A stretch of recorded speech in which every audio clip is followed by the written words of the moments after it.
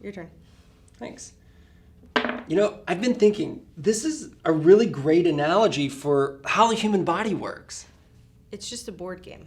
Well, sure, but think about it. From the outside looking in, it's a lot like the human body. It can seem really complicated, like a Rube Goldberg machine. What's that? Well, something where there's a seemingly simple task, right? There's just a trap coming down, but there's a ton of energy-dependent steps that have to be accomplished for us to get to this simple outcome. I won. You did win. Now, although it looks complicated, if we remove just one piece from the machine here, we can totally alter the end outcome or the end result. So let's do it again and remove this little diver man.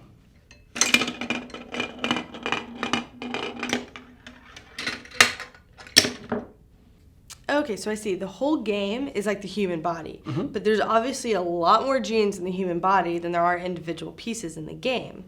It sounds like something a geneticist would study. That's exactly right, but a geneticist doesn't study all the genes at once. They still use the one gene at a time approach, meaning that they remove one piece and they see what happens. Now, if you remove one piece and you actually can see a visible overall effect, then you know you've got something important to the whole process.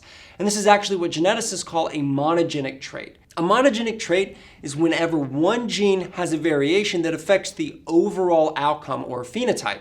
This lesson is dedicated to inherited traits that are influenced by single genes, or monogenic traits. We're going to cover traits like red-green color blindness, dwarfism, osteogenesis imperfecta, and sickle cell anemia. For each of these traits, we're going to uncover some of the genetic variations that cause these traits, and then also examine the dominance of these various alleles that contribute to an individual phenotype. Here's the concept map for Lesson 8. As always, I want you to print it out and try to fill in the blanks on your own as we go through the lesson. Then at the end, you'll have a chance to see how you did. There'll be a complete version of the map waiting for you at the end.